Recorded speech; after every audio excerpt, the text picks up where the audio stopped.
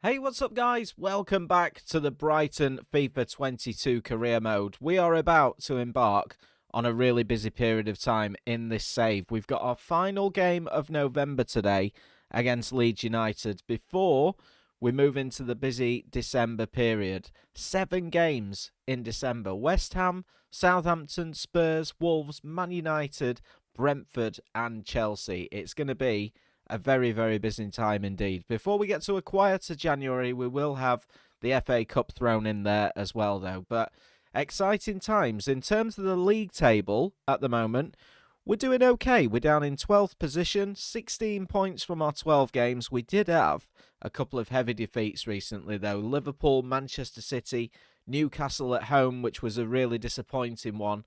But I'm hopeful that today we can get off to a good start against Leeds, who have only won 2 from their first 12 games, just 10 points on the board.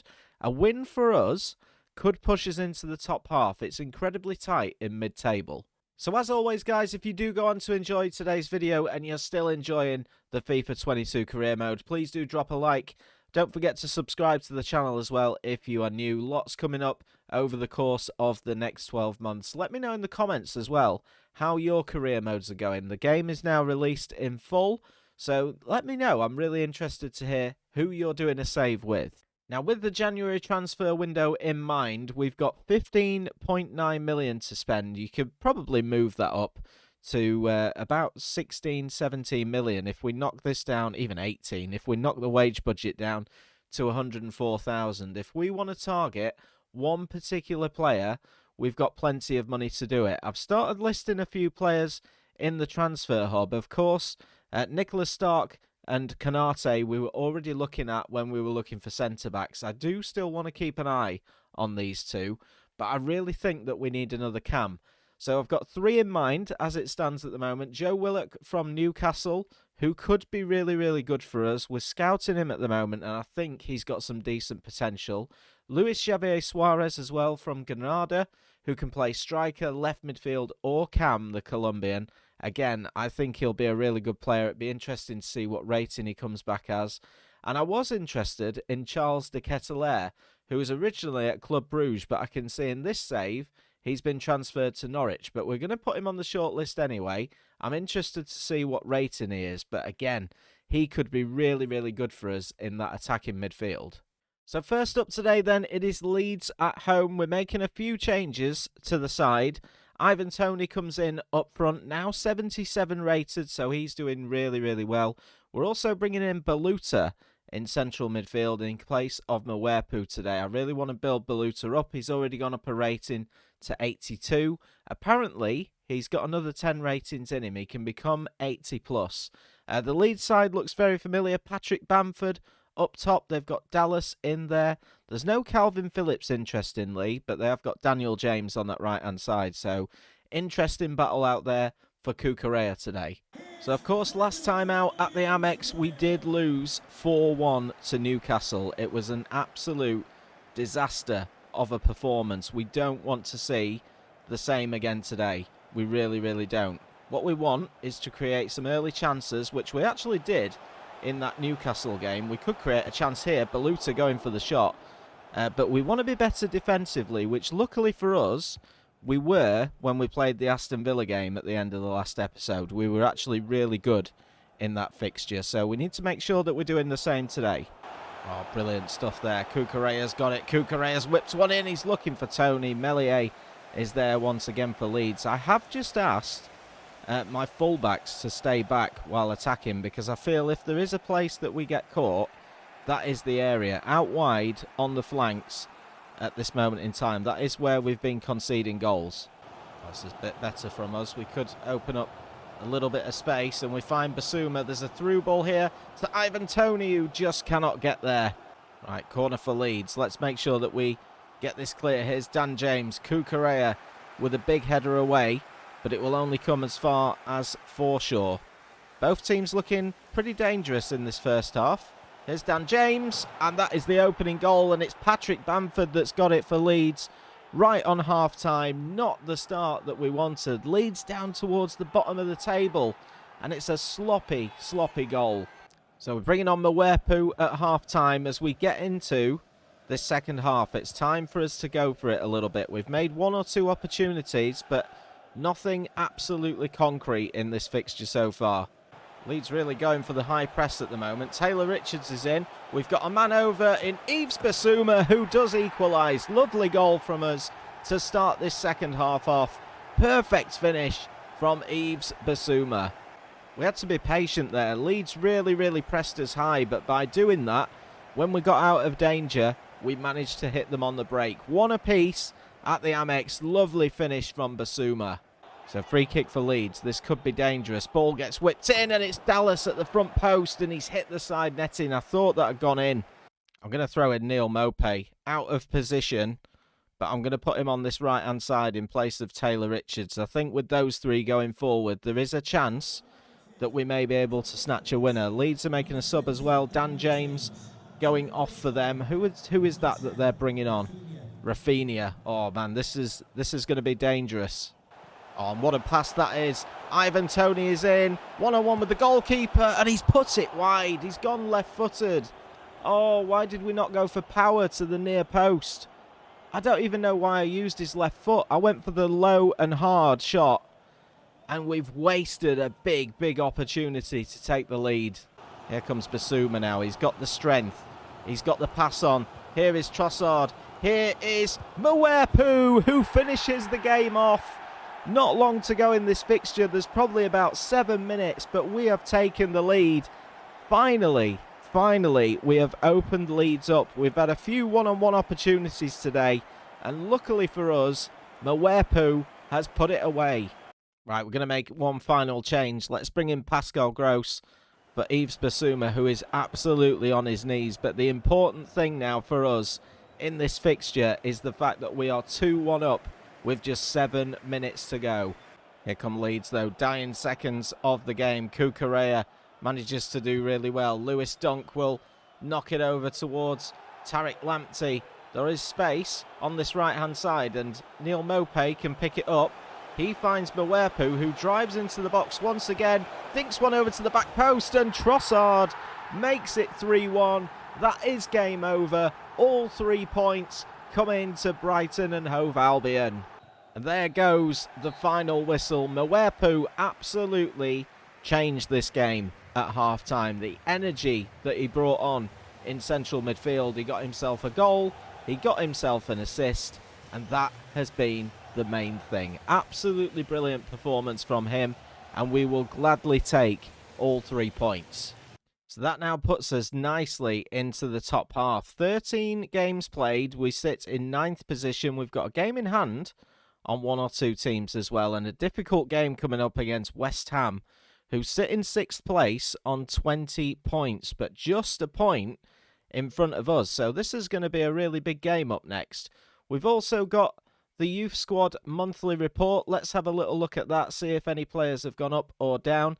Sadly, Damian Pino doesn't look as though he's going to be that brilliant. Still 71 to 91 on Girard. We've got Louis Marsh as well, 72 to 92, definitely a prospect. Freddie George doing okay, 75 to 93 for Ethan Hooper. Can't wait to get this guy in the first team. 63 rated, 75 to 93 potential. Noam Herve doing okay, 57, 77 to 94 potential. We are training him up as a shadow striker. Cunningham slipping ever so slightly. Harry Bradley still doing okay. And then Aaron Legrand as well. Also looking very nice indeed. Let's have a look at the monthly scouting report from England. See if there's anybody that we can find in here. So a couple of potentials in here. In Harrison Weston, 69 to 93. Not quite sure he's going to make the grade. We're going to scout him for another month. But this guy as well, Luke Cooper, 70 to 94. The overalls are pretty low at the moment, though. This guy only valued at 200,000. This one at 160k. Do you know what? I'm actually going to reject these two. Just the one player in France, Victor Raymond, 52 to 72 overall. Potential of 79 to 94. He's valued at £2 million. We are 100% going to sign this guy up. Let's have a little look at him as well in the youth squad. Victor Raymond, what rating are you? Oh my God, he's a 64. 64 centre forward, 6 foot. This guy's going to be incredible. I can already tell. He's only 15, so we're not going to be able to sign him up to the first team straight away. However, do we give him a development plan and try and develop him as a striker? It's going to take 66 weeks. I mean, what do we go for here? His physicals aren't great. Now, he'll do 19 weeks on balanced, but we could... I think we just leave him on balanced for now, guys, but I'm excited to see how this guy develops. Victor Raymond, already 64 potential. As soon as he turns 16, we are getting him in the first team squad. So next up, it's West Ham, and I think we're going to have to make 1 or 2 changes. Yves Bissouma looking a little bit tired, so we're going to take him out. We'll play Pascal Gross in this fixture. Now, he does go down to -4 because he's not a CDM. Lewis Duncan Veltman, I think, may survive, but do you know what? Let's take... Oh, do we keep Veltman in? Because his form has been quite good, but I don't know what to do. I'm going to leave him in there. We'll keep Taylor Richards in, or do we give Solly March a little bit of a shot? I think we'll go with this. We'll put Modder and Alzate on the bench as well for a little bit of fitness. I want to keep the team going that's in form at this moment in time. So this is what we're going to go with. Of course, West Ham have got Divock Origi, who we did have a look at. They've got Declan Rice in the squad. Kurt Zouma, they've got a very, very good side. Antonio up front is going to be dangerous. Their fitness is down a little bit more than what ours is, though. So you never know. We may be able to get ourselves a result. Can we make it 3 wins on the bounce and go above West Ham, potentially into the top 6? Always a difficult game at the London Stadium. Look at what's with the bubbles. There's bubbles absolutely everywhere. It's a little bit off-putting, but with a bit of luck, they'll all pop soon and they'll disappear. But, yeah, the opportunity for us to make it 3 wins on the bounce today. Here come West Ham with Souček, though. They get into the box with Origi. It's a good save by Sanchez from the very quick shot by Antonio. First opening of the game. It's taken 15 minutes to come, and that one was absolutely flying in. That is a top save. Can we defend the corner? Mwepu does really well, but Declan Rice will pick it up. West Ham looking really promising going forward at the moment. Here is Fornals. He whips one into the back post, and it is 1-0. That is the weak point of our side. The crosses into the box that get defended against Tariq Lamptey, he just cannot cope with them. He does not jump with the strikers. It's really, really frustrating. So literally, every time they put one to the back post, if they've got a decent header of the ball, it ends up in the net. Look at that. Lamptey's nowhere near. Oh, Mwepu's lost out now to Declan Rice, and then West Ham will come forward with Antonio. There is spaces at the back, but we've managed to get away with it, and we can set Leo Trossard free. He finds Ivan Toney, who finds McAllister, who then finds Taylor Richards, who hits one, and it's a good save by Randolph in the West Ham goal. Out for a corner. The first real opportunity that we've had in this game. That was on his weaker left side, Taylor Richards, but it's a good save by the West Ham keeper. Right, can we get something going here now? Here is Taylor Richards, who has got a little bit of pace, but he cannot get past Kurt Zouma, who's been an absolute rock at the back. And then that ball will go forwards. Can we get there first with Lewis Dunk? No, we can't. And now they've got a man over, and it's Antonio, and it's a great save by Sanchez. Really, really good save, and luckily for us, keeps us in the game. Tell you what, we've got players over here, and here is Mwepu. He finds Taylor Richards. Can he deliver across? He can to Mope, and it's 1 apiece. The substitute comes on, gets us an equaliser. What a finish that is from Neil Mope. Absolutely brilliant this. Great assist for Taylor Richards as well. Mope at the front post, all on his own, on the volley, past Randolph. 1-1 at the London Stadium. I can't really say that we've deserved it, but what a finish that is. It's worthy of an equaliser in any game. West Ham taking off Antonio. That looks like, is that Jared Bowen that they've brought on? Couldn't quite see who it was. I think it may be Jared Bowen. I'll keep one. Oh, it's McBurney, the former Sheffield United player, and they've nearly gone and got themselves in front again. Good save again by Sanchez. Corners whips in by Vlasilic. McAllister will head that one clear. And then they've got it through Akinde. And here is Jared Bowen. West Ham still coming forward. Goldson does really well. He can't clear the danger though. And it's a shot and it's in the net. West Ham have gone and won this game. It's Jared Bowen, the substitute, who's come on. We didn't clear our lines out of the back. I think it was Connor Goldson that gave it away. And West Ham look as though they're going to take all 3 points in this fixture. What happened here? Is it Connor Goldson? I'm sure that's Connor Goldson. I mean, it's a great finish, but it's cost us overall. Oh, can you believe it? I think we're all out of energy as well. It's going to take something monumental, but there could be one more attack for us in this game. Here is McAllister. We need these players to give some supporting runs. It's gone out wide towards Taylor Richards. Can he whip across into the box? It's blocked by Cresswell, out for a throw-in. Maybe one final opportunity. Taylor Richards has got it. Whips it in. Tries to climb up at the back. Modder wins the header, but Souček will pick it up. And we nearly got the interception there. West Ham are going to clear the danger. There's going to be 3 minutes of stoppage time. Taylor Richards is trying his best. But we've had a decent performance here today, and it doesn't feel like we're going to come away with anything. Here comes Cresswell once again, whipped into the box. Sanchez will pick it up, but that is full time at the London Stadium. It finishes West Ham 2, Brighton 1. They push away from us in the table. A draw would have been a decent result, but it just wasn't to be. Now we have got the final scout report back on Charles de Ketelaere. He is 77 rated. But he's got some really good stats. He's got the early crosser, flair and playmaker traits as well. We're going to see what comes back for Suarez and Joe Willock, though. We should have those back by the end of the episode. Plus, we've got still many games to play in December, including a big one up next against Southampton. Now, where do they sit in the league? We've dropped ourselves back down to 13th. Southampton are rock bottom. They've won 2 of their 14 games this season. So we should, hopefully, get ourselves the 3 points. As long as we've got a fully fit side, I feel like this is a game we can really go for. A bit of a South Coast derby as well. Now, I think for this one against Southampton, we're definitely going to go with Veltman at right back. I'm concerned about those crosses into the box. Yves Bissouma is back alongside Mwepu. Mopé gets the start up front today. Of course, he got the equalising goal against West Ham. Sadly for us, it wasn't enough. And we're going to bring in Solly March on the right-hand side in place of Taylor Richards. Now, it would be nice to get ourselves an away win today here. I was going to say I can't remember the last time we won away from home, but we beat Aston Villa. We've had some tough games recently, but Southampton are not having a good season whatsoever, so they'll be a little bit low on confidence, hopefully a bit like Leeds were.